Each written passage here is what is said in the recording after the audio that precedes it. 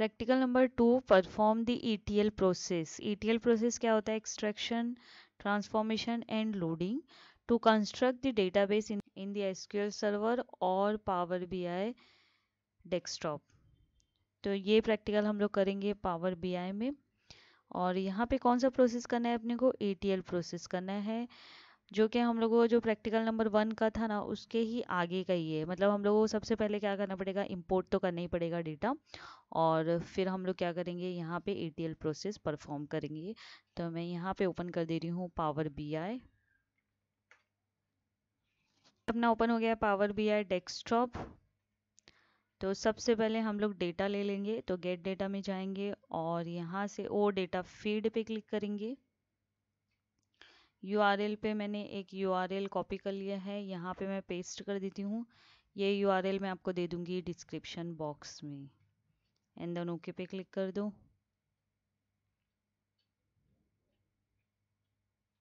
तो ये navigator open हो गया है। तो यहाँ से मैं 2 टेबल ले रही हूँ। एक टेबल है मेरा ऑर्डर्स, ये देखो ऑर्डर्स, एंड देन प्रोडक्ट्स। ये 2 टेबल ले लिया और यहाँ पे मैं लोड पे क्लिक कर दे रही हूँ।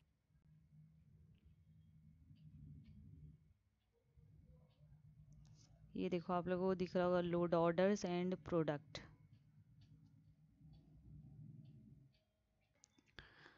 तो ये लोड हो गया अपना 2 टेबल, ऑर्डर एंड प्रोडक्ट। तो हम लोग सबसे पहले यहाँ पे प्रोडक्ट पे क्लिक करेंगे, एडिट क्वेरी यहाँ से सेलेक्ट कर लेंगे। ये देखो ये अपना हो गया product table open. Step we will remove all column except product ID, product name, units in stock and quantity per unit. ये जो सारे कॉलम्स है इसको छोड़ के हम लोग क्या करेंगे? सब कॉलम्स को रिमूव करेंगे। तो अब ये जो हम लोगों का क्वेरी एडिटर ओपन है, अब इसमें हम लोग क्या करेंगे? ये मैं इसको है ना क्या करती हूँ, मैक्सिमाइज कर दे रही हूँ। तो हम लोग सेलेक्ट कर लेंगे प्रोडक्ट ID, प्रोडक्ट नेम। तो सेलेक्ट करने के लिए हम लोग क्या करेंगे? Control plus click to select more than 1 column और shift plus click to select column that are beside each other. ये देखो प्रोडक्ट ID, प्रोडक्ट नेम, ये तो अपने को चाहिए है ना। तो ये सप्लायर ID नहीं चाहिए, ये सेलेक्ट कर दिया मैंने।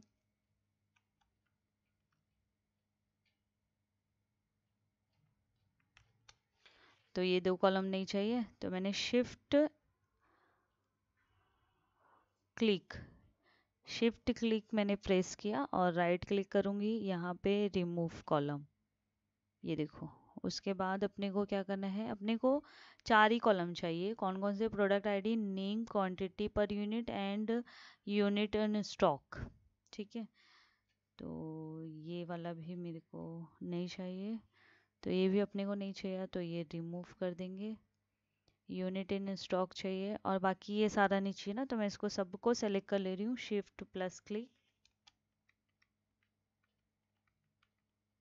ये हो गया सारा सेलेक्ट। शिफ्ट राइट एरो से मैंने उसको सेलेक्ट किया, रिमूव कॉलम। ये देखो अपने पास 4 कॉलम आ गए है ना। Product ID, product name, quantity per unit, unit in stock. Okay, आप उसका अंडू करना चाहो ना, तो देखिए देख रहे हो यहाँ पे राइट साइड में, यहाँ पे क्लिक करोगे ना तो अंडू हो जाएगा वो, जैसे हम लोग कंट्रोल Z प्रेस करते हैं।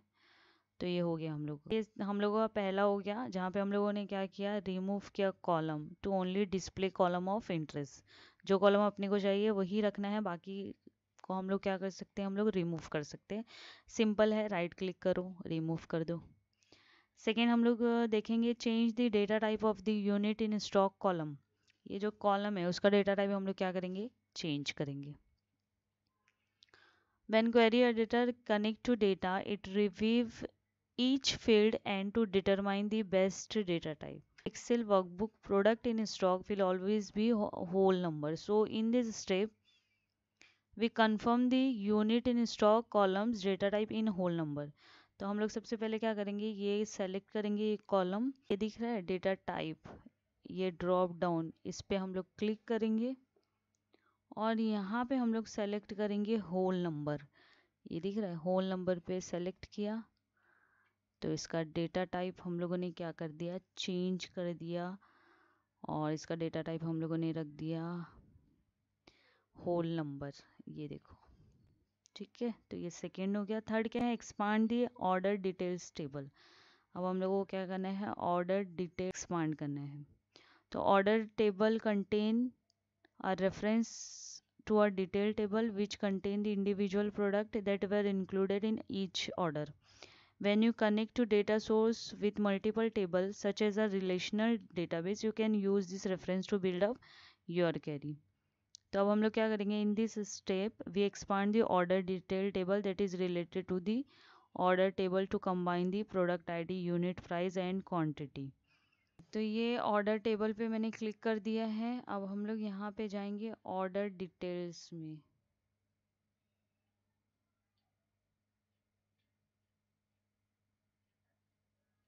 ये देखो ऑर्डर डिटेल्स दिख रहा है आपको। तो यहाँ पे देखो ये जो बटन है, ये एक्सपांड वाली, इस पे क्लिक करेंगे और यहाँ से हम लोग सेलेक्ट के सिर्फ क्या करेंगे, product ID, unit price and quantity. Order ID, product ID, unit price and quantity, बाकी सबको अनचेक कर दो। ये देखो सिर्फ 3 ही रहना चाहिए, that is product ID, unit price and quantity, and then okay पे क्लिक करो। ये दिख रहा है तुम लोगों को। आप देखो क्या है, order details dot product ID, order details dot unit price, order detail dot quantity. अब हम लोग क्या करेंगे, calculate the line total for each order details row. So Power BI desktop let you to create calculation based on the column you are importing. So you can enrich the data that you connect to it. In this step, we create a custom column to calculate the line total for each order details row. तो हम लोग क्या करेंगे, calculate करेंगे line total for each order details. अब उसके लिए हम लोग क्या करेंगे, in the add column ribbon click add custom column. तो यहाँ पे हम लोग ऐड कॉलम पे सेलेक्ट करेंगे और यहाँ पे हम लोग क्लिक करेंगे ऐड कस्टम कॉलम पे, हम लोग क्लिक करेंगे कस्टम कॉलम। यहाँ पे हम लोग ऑर्डर डिटेल्स,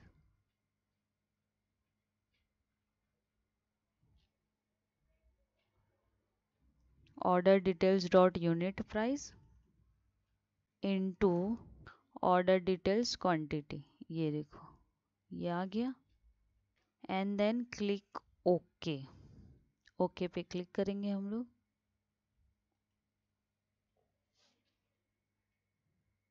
तो यहाँ पे देखो लाइन टोटल तुम लोगों को दिख रहा है, ये कॉलम क्या हो गया, ऐड हो गया। तो ये अपना क्या हुआ, कस्टम कॉलम हुआ ना। मतलब हम लोगों ने ये कॉलम ऐड किया है कौन सी बेसिस पे, यूनिट प्राइस और क्वांटिटी के बेसिस पे। तो देखो ये मल्टीप्लाई हुआ है यहाँ पे, तो ये कॉलम ऐड हो गया हम लोगों का। नेक्स्ट हम लोग करेंगे rename and reorder column in the query. So in this step, we finish making the model easy to work with when creating a report by renaming the final column and changing their order. So in the query editor, drag the line total column to the left after ship country.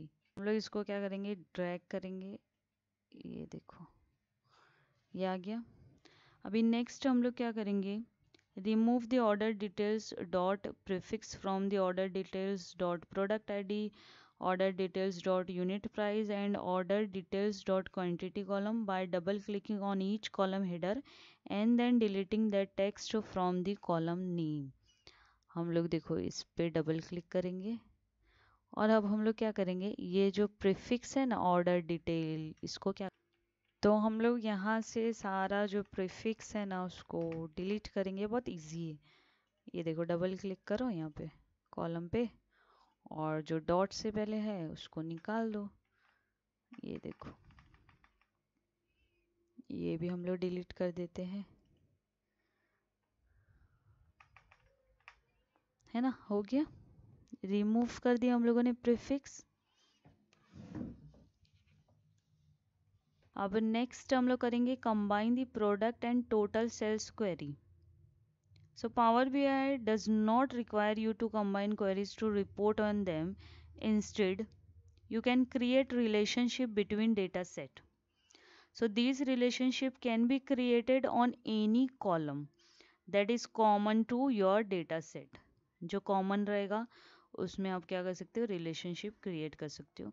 We have orders and product data that share a common product ID field.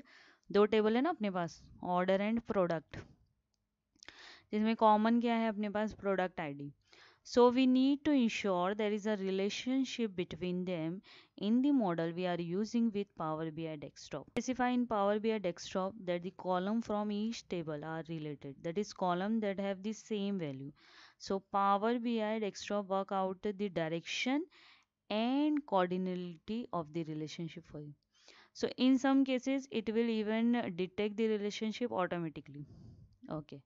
We confirm that a relationship is established in Power BI Desktop between the product and total sales queries. तो step one क्या है हम लोगों का, need to load the model that we created in query editor into Power BI Desktop from the, तो यहाँ से हम लोग सेलेक्ट करेंगे. So select close and apply. Close and apply. तो अब हम लोग यहाँ पे मॉडलिंग पे क्लिक करेंगे, ये दिख रहा है मॉडलिंग, और उस पे उसके बाद हम लोग सेलेक्ट करेंगे मैनेज रिलेशनशिप. तो यहाँ पे हम लोग सेलेक्ट करेंगे प्रोडक्ट्स, और यहाँ पे देख लो ऑर्डर्स ऑटोमेटिकली आ गया है. आप लोगों को दिख रहा होगा यहाँ पे देखो क्या लिखा है, there is already a relationship between these two column. So when we attempt to create the relationship, we see that one already exists as shown in the create relationship dialog. ना लिखा ही हुआ है. The product ID field in each query already have an established relationship. तब हम लोग यहाँ से क्या सेलेक्ट करेंगे, कैंसिल, क्योंकि ऑलरेडी यहाँ पे रिलेशनशिप दोनों में है. And then close. ये मॉडल, इस पे हम लोग क्लिक करेंगे, ये देखो. So we see which visualize the relationship between the query. When we double click the arrow on the line that connect to the query, an edit relationship dialog appears. ये देखो, जब मैं यहाँ पे डबल क्लिक करती हूँ तो edit relationship dialog box open हो जाता है. So no need to make any changes, क्योंकि रिलेशनशिप है दोनों में, एक ही कॉलम है, एक कॉलम जो है प्रोडक्ट आईडी क्या है सेम है. So no need to change, so we will just select cancel to close the edit relationship dialog. ये कैंसिल कर दिया. तो ये हो गया अपना प्रैक्टिकल नंबर 2.